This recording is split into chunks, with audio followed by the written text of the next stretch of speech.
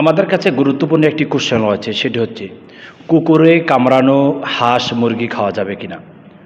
অর্থাৎ হিংস্র কোনো কুকুর যদি বাসাবাড়ির হাঁস মুরগিকে যদি কামড় দেয়, তাহলে সেই হাঁস মুরগি জবাই করে খাওয়া যাবে কিনা।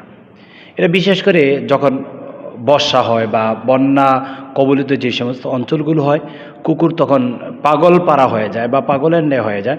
অথবা কিছু সমাজের মধ্যে হিংস্র কিছু কুকুর থাকে, বিভিন্ন হাঁস মুরগি বারংবার কামড়ানোর চেষ্টা করে। আর এই মুহূর্তে যদি হাঁস অথবা মুরগিকে যদি কুকুর যদি কামড়ানোর চেষ্টা করে, আর সেই মুহূর্তে যদি কুকুর যদি কামড়াতে কামড়াতে হাঁস মুরগি আহত করে ফেলে, সে অবস্থাতে খাওয়া যাবে কিনা।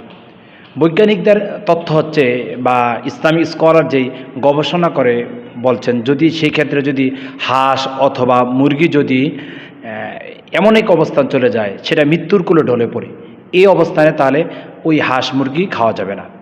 যদি কুকুর একটা কামড় দিয়েছে অথবা দুটা কামড় দিয়েছে, সামথিং কামড় দিয়েছে, নর্মালি একটু অসুস্থ হলো বা আহত হলো সে, এই অবস্থায় যদি হাঁস মুরগি যদি আপনি জবাই করেন, তাহলে খেতে পারবেন। উল্লেখ্য যে যদি আপনার ভিতরে যদি কৌতূহল জাগ্রত হয় এর ভিতরে কোনো বিষাক্ত কিছু প্রবলেম আছে কিনা, বা যদি সাইড এফেক্ট হয় কিনা, এরকম কোনো চিন্তা যদি আপনার মাথায় যদি জাগ্রত হয়, অথবা কোনো ডাক্তারের শরণাপন্ন হলেন, সে যদি বলে এটা খেলে বা এটা বক্ষণ করলে আপনার মধ্যে প্রবলেম, এরকম কোনো প্রবলেম যদি তৈরি হয়, যদি আপনার ভিতরে জাগ্রত হয়, তাহলে না খাওয়াটাই বেটার বা বেস্ট বা উত্তম হবে।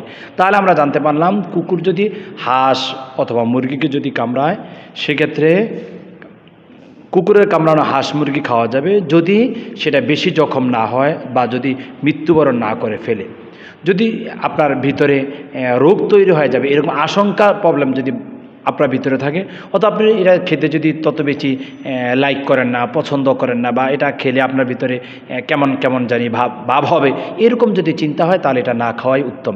কিন্তু খাওয়া যাবে, এটা হচ্ছে প্রকৃত কথা। যদি প্রবলেম তৈরি হয় বা আপনার মনে হয় বা গবেষণা লব্ধ থেকে মনে হয়, তাহলে না খাওয়াটাই উত্তম হবে।